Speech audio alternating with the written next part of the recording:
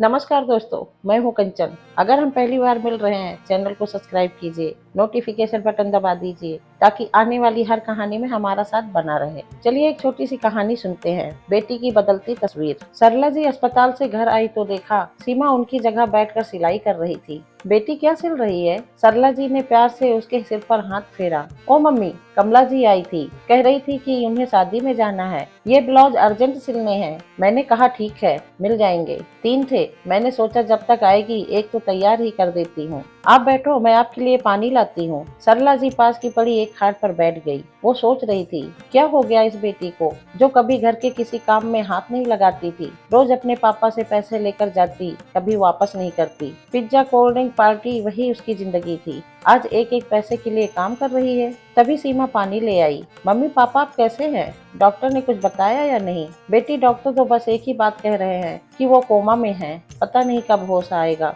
भगवान जाने आगे क्या होगा। काश उस दिन उनका एक्सीडेंट ना हुआ होता। एक एक्सीडेंट में हमारी सारी खुशियां छीन ली है। इस एक साल में सारे रिश्तेदारों ने मुंह मोड़ लिया है, सारे पैसे खत्म हो गए, अब क्या होगा। यह सुनकर सीमा के चेहरे पर एक उदासी सी छा गई। उसकी मम्मी दिन में पापा की देखभाल करती, रात को कपड़े सिलती थी। एक बड़े से घर को बेचकर वो लोग एक छोटे से किराए के मकान में आ गए थे। हर जगह कार में जाने वाली मेरी मम्मी आज बसों में धक्के खा रही है। पापा का सारा बिजनेस उनके पार्टनर ने हड़प लिया। उन्हें पता है आज नहीं तो कल वो नहीं रहेंगे। इधर रिश्तेदार इस डर से नहीं आते कि कहीं हमसे पैसा ना मांग ले। कुछ देर सब सोचने के बाद उसने अपने आप को संभाला और मम्मी से बोली, मम्मी तुम चिंता मत करो, पापा ठीक होकर आएंगे तो सब ठीक कर देंगे, सब पहले जैसा हो जाएगा। और हाँ, एक बात आपको बताना भूल गई, यहीं पास ही में मुझे 2 बच्चे मिले हैं ट्यूशन के लिए, कल से दोपहर को उन्हें पढ़ा दिया करूंगी। यह सुनकर सरला जी के होठों पर फीकी हंसी आ गई। बेटी को डॉक्टर बनाने का सपना उसके पापा ने देखा था।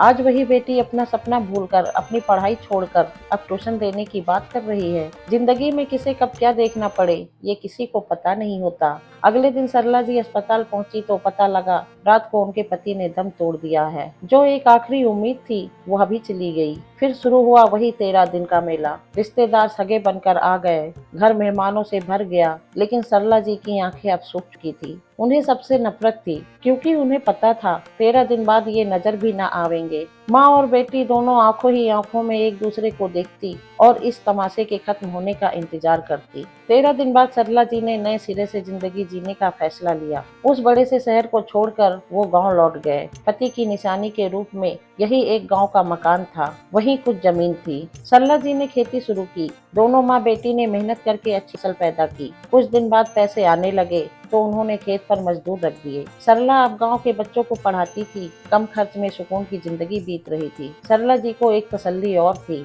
गांव में ही कोई लड़का देखकर कम खर्च में सीमा की शादी हो जाएगी, क्योंकि यहाँ शहरों की तरह दिखावा नहीं होता। दोस्तों कैसी लगी कहानी कमेंट में जरूर लिखना। वीडियो को लाइक करना, दोस्तों के साथ शेयर करना, चैनल सब्सक्राइब करना मत भूलना। मैं कंचन आपसे विदा लेती हूँ, फिर मिलूंगी एक नई कहानी के साथ। धन्यवाद।